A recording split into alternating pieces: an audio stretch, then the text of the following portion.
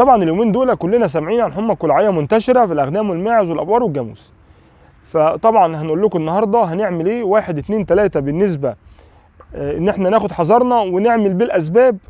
يعني الامور كويسه وكل حاجه، بس خلينا مع بعض واحده واحده نشوف الحاجات اللي هترفع المناعه وازاي هنتعامل. يعني اقول لكم انا الجدول اللي انا همشي عليه طالما انا سمعت حاجه زي كده. خليكم معانا. يا صباح الجمال على كل اخواتي وحبايبي في كل مكان، اتمنى يا رب جميعا تكونوا بافضل حال. النهارده فيديو جديد من مزرعه العمده. رقم واحد، طالما سمعنا عن مرض او فيروس او حاجه منتشره فنحن نحاول طالما ليها تحصين رقم واحد بنحصن. طبعا احنا بنمشي بجدول تحصينات مستمر سنوي. لو احنا ماشيين عليه ومحصنين مثلا حمى كلاعيه من شهر ولا شهرين ولا 3 فالدنيا تمام زي الفل، يبقى احنا كده خلاص. بس طالما احنا ما حصلناش من فتره، يعني فتره مثلا عدت ال4 شهور ال5 شهور، يبقى احنا لازم طالما سمعنا حاجه زي كده نعمل احتياطاتنا ونجري بسرعه نحصن. بالنسبه للتحصين الحمى الكلاعيه بالنسبه للاغنام والماعز مش هتطرق على الحاجات البقر والجاموس، لان دي انا مش بربيها هنا في المزرعه. فطبعا يبقى احنا دلوقتي بنتكلم في الاغنام عامه والماعز. اول حاجه بنحصن طبعا في اللي هي السات 1 اللي هي ده العتره الجديده اللي كله متخوف منها، ده اللي الحيوانات مش واخده مناعه منها تعتبر جديده عليها. لكن العطرات اللي قبل كده طالما مرت قبل كده على الحيوانات او مرت عامه على المكان، يعني مصر كان فيها العطرات اللي قبل كده، هم بيقولوا ان في 2. بس انا لما جيت حصنت برضه هنتكلم حاجات من لسان الدكاتره البيطريين عشان الكلام يكون ادق. انا لما جيت احصن الحمى الكلاعيه حصنت عترتين بس، كنت المفروض ان سامع ان هم يكونوا 3 بس من لسان البيطري قال لي ان المفروض ان في 2 اللي هي سات 1 وواحده تاني هي اللي حصناهم هنا، وقال لي الثالثه ما بتصيبش الاغنام والماعز، دي الثالثه دي بتخص البقر والجاموس بس. طبعا انا مش هتعمق في شغل البيطريين النهارده على اساس كل واحد نسيب له تخصصه. المهم انا هنقول لكم التجربه كامله عندي. فانا المهم حصنت. طيب حصنت ازاي؟ عندك راس، عندك 2، عندك 3، عندك 100، عندك 1000. طبعا بالنسبه اللي عنده 100 عنده 1000 هيكون عارف السيستم اللي احنا ماشيين عليه. سنتكلم اكتر، بنحب نعمل فيديوهات توعيه بالنسبه للناس اللي هي واحد عنده مثلا يعني عنده راس او 2 او 3 او 5 مربيهم في بيته، فما يستصعبش الامور. اقرب وحده بيطريه ليك هي الحكومه، هي اللي مسؤوله عن التحصينات. طبعا كل التحصينات دي موجوده بشكل خاص في الصيدليات البيطريه.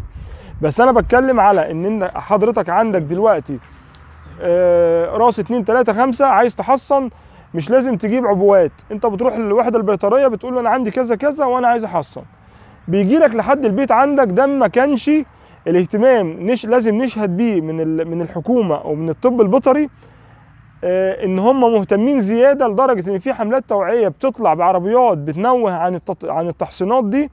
واللي طبعا ما وصلوش اقرب وحده بيطريه ليك بتروح تقول له انا عايز احصن، عندي غنم عندي ماعز عايز احصنه، بيحصن لك المتوسط ب 40 جنيه. انا سمعت ناس في اماكن ب 41 42. المهم الراس بتبقى 40 جنيه.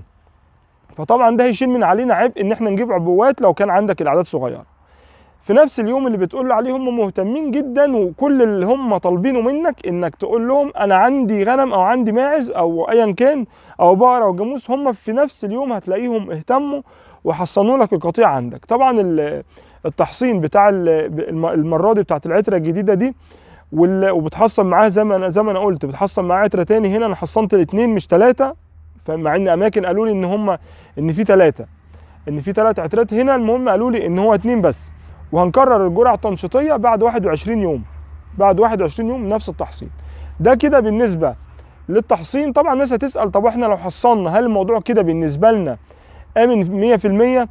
بصوا بيبقى الموضوع امن بس مش 100%. ممكن بعد كده لا قدر الله عندك يدخل لك اصابه، لو كان في اصابات قريبه منك ممكن تدخل لك اصابه، بس بتبقى الاصابه جايه ضعيفه، زائد كمان بتستجيب للعلاج بسهوله، مش زي ما نكون مش متحصن قبل كده والجسم نفسه ما يعرفش، ما مرتش عليه اساسا المرض ده قبل كده. فطبعا بيهاجم جهاز المناعه، وبيقدر لما بيكون مر عليه قبل كده فجهاز المناعه يكون عارفه فيقدر يهزم، بعكس انه يكون اول مره وجايه له العدوى جديده فطبعا شديده دي، فتلاقي هو الموضوع هو الموضوع كده، فتلاقي المرض هو اللي يزن او الفيروس.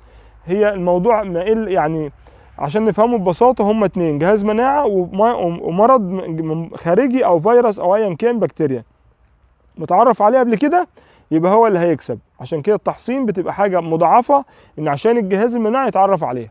انا زي ما قلت مش هتعمق النهارده في الحاجات دي، بس دي رقم واحد بالنسبه للتحصينات. بس لازم لازم لازم ما تتاخرش. يعني اللي سامع الفيديو النهارده، لو حضرتك سامعه بالليل الصبح حصن، تمام، وربنا باذن الله يعديها على خير. دي رقم واحد بالنسبه للتحصينات. وهقول لكم كام حاجه تاني بسيطه نعملها. رقم واحد، برضو الكلام ده كله تحصيل حاصل، ولازم يكون الناس كلها ما تبقاش يعني غفلانه عنها.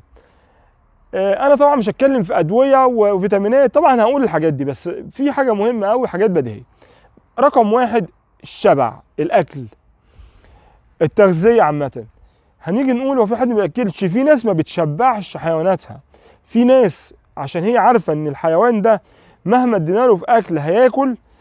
الحيوان ما بيعملش كده على فكره غير في المركزات بس. يعني بالنسبه للاغنام والماعز، هو ما بيفضلش ياكل من غير شهيه، ماشي، او بشهيه زياده، عشان بس الناس الدقه، بشهيه زياده غير في المركزات، في الحبوب وفي الاعلاف.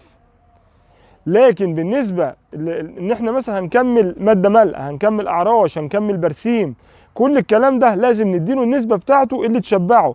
ما نسيبش الحيوان بالجوع او بالعطش، لان دي حاجه وحدها بترهق الجهاز المناعي. طبعا الموضوع بيكون فيه توازن زي ما قلنا، الحاجه تشبع ونسيبها فتره، يعني نظام وجبات بتشبع، بنسيبها مثلا كام ساعه، بنرجع نقدم لها اكل تاني، بتبقى في شهيه على الاكل، بتاكل وبتشبع وهكذا. لكن مش معنى ان احنا دايما نقول نخلي الحاجه محتاجه للطواله، او الحاجه نخليه شهيتها مفتوحه، معناها ان احنا نجوعها خالص. ناخد بالنا من النقطه دي. حاجه جعانه طول الوقت والجوع اثر فيها جسمانيا وضعف ضعف جسمها عامه، والكتله العضليه خست، وخصوصا اللي بيربوا نعاج. لان في ناس يقول لك احنا مش محتاج للسمنه. انت مش محتاج للسمنه، بس محتاج لهيكل قوي، محتاج لجسم يكون مناعته عاليه. فلو ظهرت عليه الجوع، فاعرفوا ان هو من الشكل العام كده، ان هو طالما ظهر عليه ضعيف يبقى كده مناعته ضعيفه، تمام.